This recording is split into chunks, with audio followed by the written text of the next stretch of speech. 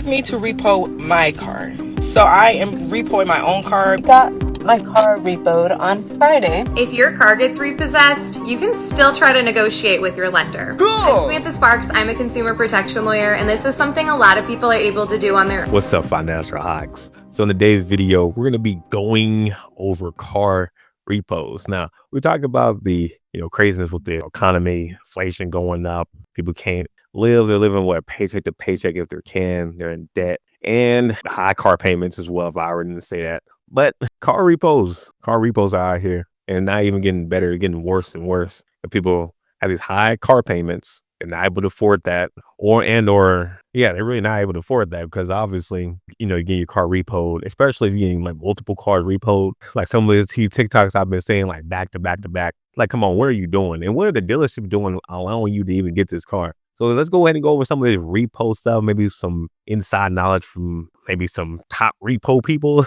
and then, people who actually got their car repoed and whatnot. I'm kind of intrigued to hear their stories. I kind of go ahead and share my thoughts on how I think they can get out of this. Let's go. I mean, look at some of these repos that I found at auction today. Repo with temp tags. This thing is a 2024. Look, 2024 BMW Financial. So I'm not making this up. Dude didn't even get to finish his drink and took his Walmart bag. Look at this thing. How many miles are on it, I wonder? Let's see. It's got 218 miles. What the hell is going on, bro? Another repo with a temp tag. So people cannot afford these cars for over a month. This is a 2023 iX. Look at this thing. It is for electric. Look at that. It looks like it might have been a voluntary because they gave him the 2 keys. Some people do, realize they can't afford the car. So they take it to the dealer and tell him, hey, here's the car. I can't do this anymore. And look at this. It is for electric, so y'all probably can't hear anything. But look at the panoramic sunroof.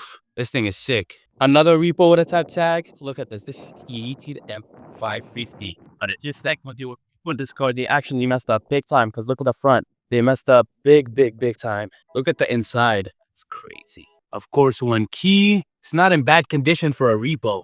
But let's see if it will start. It does start. It's actually pretty good. As y'all can see, that? They messed up on the front end. Every day, there's new BMW repos at the auction. I'm going to be coming here daily to show you guys the new ones once they get here. So follow me if you want to see more of these crazy cars. All right. So yeah, that's crazy right now. They got the temp tags. Like you're saying, like you've been 1 month and you already can't afford it. That is crazy. That is crazy. And like a lot of the cars in the background, they look kind of like newish too. And yet they're already getting repoed. Now, the other car, like the voluntary car, that's good. I guess that they saw that they couldn't afford it, but it's like, what is going through your head? Like when you're doing like the calculations of like how much you're spending each month, how much this car going to add to it. Like if you're putting $560 away for that, I'm just trying to see, what, maybe they're not doing that. Maybe they're not putting down their expenses or how much they're currently paying. Maybe that's what they're not doing. Maybe also too, they allow the dealer that they're talking to, like they're not able to negotiate well.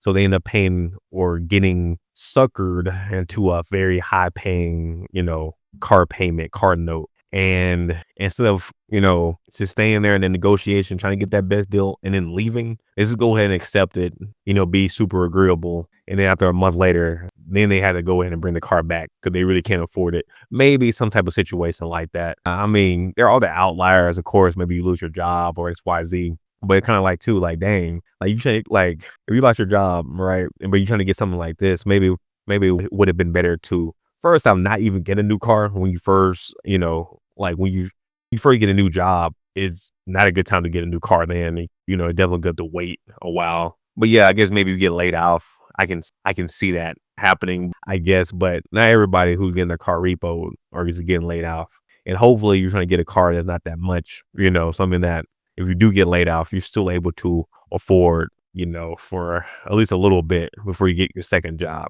But let's go ahead and see this second video here. I'm intrigued to see if we're going to be seeing like new like cars and stuff. Oh, wow. I made myself big. Let me go ahead and share the screen with you guys again real quick. I can't even say that I'm like new to using StreamYard. I've been using this for about a good, 2 months now. But let's go ahead and see what he's talking about. This is about 3 things you didn't know about car possession or car repossession. Let's see what he's going to talk about. Here's 3 things you didn't know about car repossession. Number 1, your car can be repossessed the first time you miss a payment. The grace period people think they have is really just a myth. Number 2, partial payments don't matter. The only thing they can do is extend the time before the Repo Man comes. And trust me, he is coming. So make the full payment. Repossessions happen unexpectedly, so you can lose any items left in your car. Legally, they have to give you your personal property, like laptops, cell phones, or computers, but you won't be able to get any features that you added, like the Lumen system or special lights. It's your boy Lensberg. Follow and share for more content like this, because you know what? I keep it for real. Okay, cool. I think that's some pretty cool facts about the Repo Man or repossession. I did not know that they can repossess your car the first payment.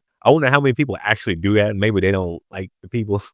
So maybe after that first one, they're like, nope, we're going to take our car right now. Or maybe they know we're not going to be, you're not going to keep paying. But okay, that's intriguing. At least from, I don't know if you guys heard that loud outside, the thunder, rain, and all that. But anyway, you guys probably didn't even hear all that craziness. It just happened just a second ago. But yeah, at least from YouTube videos and whatnot, you see, I guess people saying like they haven't been paying for like months on months on months. But it's crazy that, yeah, 1 month that you can get repossessed. And I guess like in the paperwork, it says this, but I guess I just never seen it. Or at least they never said, hey, I've only missed one payment and they already taken my car. It's interesting too on if you're paying partial payments. I mean, I can see that coming. I'm assuming, or I would hope, if you're only paying partial, maybe like one time or so, you're talking with the dealership or whatnot, like, hey, XYZ is going on, gonna pay partial now and pay the rest later. I would hope that would be the case, and usually not like just like, hey, I'm paying something on it, so you can't repossess. But yeah, that's crazy. Interesting hearing some more info about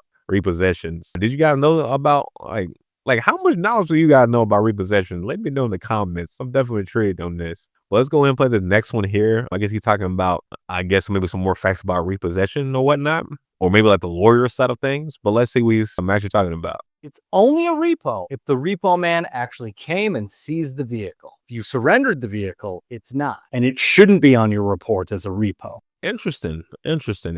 So yeah, if you voluntarily give it back, then it's not a repo.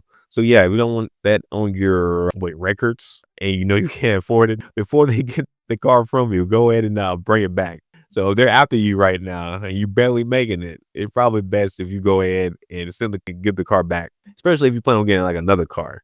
I'm pretty sure a car dealership will look at that. You get a car repo, and it may not automatically disqualify you, but it may be a large reason, or one, like it could be something that can really negatively affect you. I'm not gonna say it's gonna be like you get a repo and you can never get another car again, but I'm pretty sure it will negatively affect you a lot. It will be harder for you to get that car, and maybe not every dealership is gonna mess with you. So yeah, go ahead, especially if you see them coming and you're narrowly escaping. That is, I think, a perfect time for you to go ahead and bring that car back, especially if you plan on getting another one soon. But let's go ahead and see this next one. Car market crash is not happening.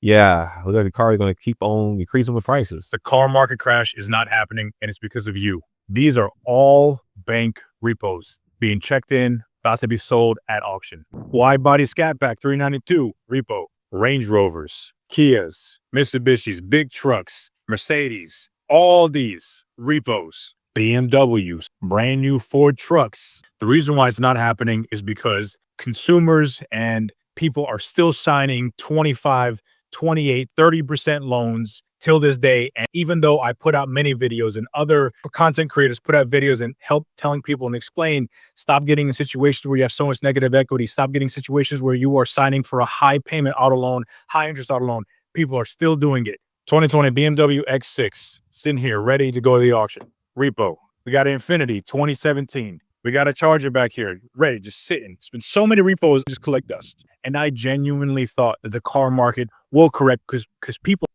are seeing $500, $800, $1,200 payments for people that make $2,000, $3,000 a month. That's not sustainable. So you figure what I'm seeing as a car dealer, me selling cars and trying to educate people to help them from getting into a financial situation that could distress them for years to come, that they would stop and think like, oh, I'm not going to get that. I'm going to go ahead and buy something that's affordable. But unfortunately, no, people are still trying to get Mercedes and Audis and Beamers at 30% interest rate, 25% interest rate. I have $10,000, $15,000 in negative equity. How can I get into a newer car? You shouldn't. Pay that car off, wait till you get to a better financial situation, a better credit situation, then buy something new, or wait for the market to correct. I've been featured in so many news articles because it's outrageous and outlandish to hear people paying $1,000, $1,200, $1,500 a month for a 3 or 4 year old car or truck. Even my last video on the car market is getting really bad because there are 1 to 3 year old vehicles coming in at waves at the car auctions and got so much attention. And people were saying, we need reform. We need cheaper cars. We need better policies and procedures to help protect the consumer.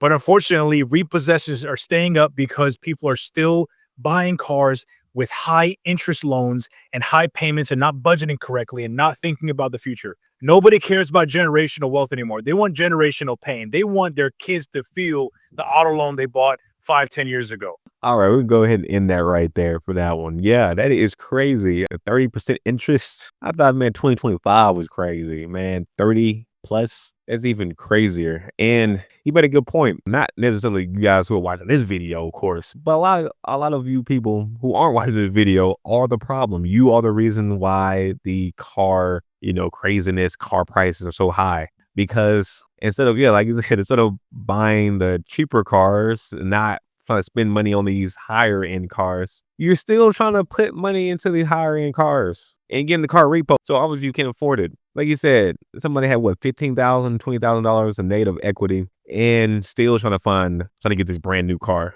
People are living in some type of imaginary world right now. And I guess they've always been people like that, but it's been even more crazier now. People are really trying to stunt on people. And you know what? That's probably a good way you can really tell somebody has some stuff. Okay, they got like a nice new car. They got a nice XYZ. How many months will you have that? How many years will you have that? Yeah, you got this nice car, but for a month, 2 months, 3 months, what happened to that car? You don't really have it. If the car either got repossessed or you had to go ahead and bring that car back because you really can't afford it. You're trying to use it to stunt for a couple months, maybe a year. And you just messing yourself up. Instead of trying to stunt, you can go ahead and just, like you said, put yourself in a better financial situation. So then you can really enjoy it. And you don't even have to stunt. It's just you. That's the difference between some people and other people. Some people want generational wealth. Got a whole thing about that too. But some people want generational hardship. They're going to teach their kids this. Their kids are going to teach their kids this. And they're going to be trapped. They're going to be trapped in this craziness. That's just wild though. 30% interest. Come on now. I can't have you guys paying 30% interest on no car. I mean, right? How, man? I guess 7% is okay. Like 7 to 10%, I feel like that's more normal now. Which again, it's so freaking high now. If you look at freaking the interest rate, 10 years ago, 5, 6, years ago plus. But no, man, don't make 30% normal. And you guys are making the 30% normal because you're like, oh, well, I really want the 2024. I can't afford it. Let me get this 30% interest. And then let me not be able to afford it and get it repoed. Come on, guys. You got to do better. Let's go ahead and put this last one here. Repos are going to increase. Of course, they're going to increase. Of course. Let's go ahead and see the reasoning on why he's saying this. Yeah, I believe this wholeheartedly. I'm seeing it. I've never seen this many repos since I've been selling cars. I've been selling cars for 6 years. It's just like people are defaulting on their loans. It's kind of similar to the housing market. In 2008,